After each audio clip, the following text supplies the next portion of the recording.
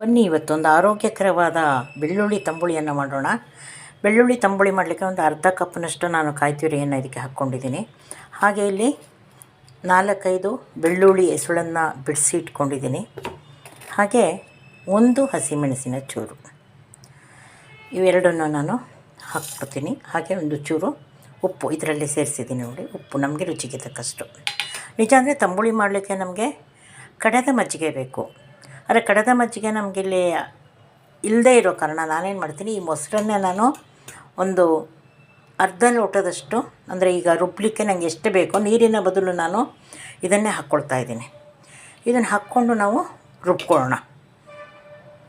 ಈಗ ನೋಡಿ, ತಂಬುಳಿಯನ್ನು ನಾನು ರುಬ್ಕೊಂಡಿದ್ದೀನಿ. ರುಬ್ಬಿರೋದನ್ನು ಒಂದು ಸಣ್ಣ ಪಾತ್ರೆಗೆ ಹಾಕ್ಕೊಳ್ಳೋಣ. ತಂಬುಳಿ ಯಾವಾಗಲೂ ನೀರಿರಬೇಕು.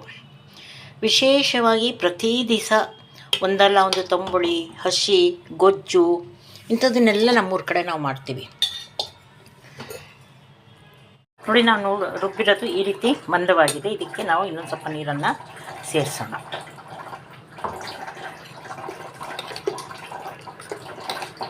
ಮತ್ತು ಒಂದು ಸ್ವಲ್ಪ ನೀರು ಹಿಡಿಯುತ್ತೆ, ಇದಕ್ಕೆ ಹಾಕ್ಕೊಳ್ಳೋಣ.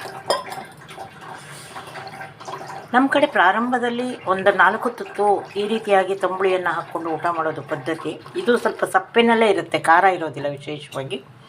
ಅದರಿಂದ ನಾವು ಹೊರಗಿಂದ ಬಂದಂಥ ಸಂದರ್ಭದಲ್ಲಿ ಇದ್ದಕ್ಕಿದ್ದಂಗೆ ಊಟ ಮಾಡುವಾಗ ಒಂದೇ ಸರಿ ಹೊಟ್ಟೆಗೆ ಖಾರವಾಗಿ ಊಟವನ್ನು ತಿನ್ನಬಾರ್ದು ಅನ್ನೋದು ಒಂದು ಆರೋಗ್ಯದ ಸೂತ್ರ. ಹಾಗಾಗಿ ಪ್ರತಿ ದಿವಸ ಒಂದಲ್ಲ ಒಂದು ಈ ರೀತಿಯ ಒಂದು ಮಜ್ಜಿಗೆ ಅಥವಾ ಮೊಸರು ಹಾಕಿ ಮಾಡಿರುವಂಥ ಪದಾರ್ಥಗಳನ್ನು ಮಾಡ್ತೀವಿ.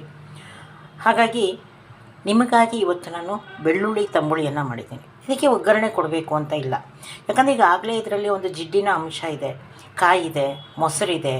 ಹಾಗಾಗಿ ಸಾಕಾಗುತ್ತೆ. ಇದಕ್ಕೆ ಒಗ್ಗರಣೆ ಎನ್ನುವುದು ಇಲ್ಲಿ ಮ್ಯಾಂಡೇಟ್ರಿ ಅಲ್ಲವೇ ಅಲ್ಲ. ನಮ್ಮ ಖುಷಿಗೆ ನಾವು ಹಾಕ್ಕೊಳ್ಬಹುದು, ಆದರೆ ಅದಿಲ್ಲದೆ ಕೂಡ ಒಂದು ರುಚಿಯಾದ ಒಂದು ಪದಾರ್ಥ ಅನ್ನಕ್ಕೆ ಇದು ಬೆಳ್ಳುಳ್ಳಿ ತಂಬುಳಿ.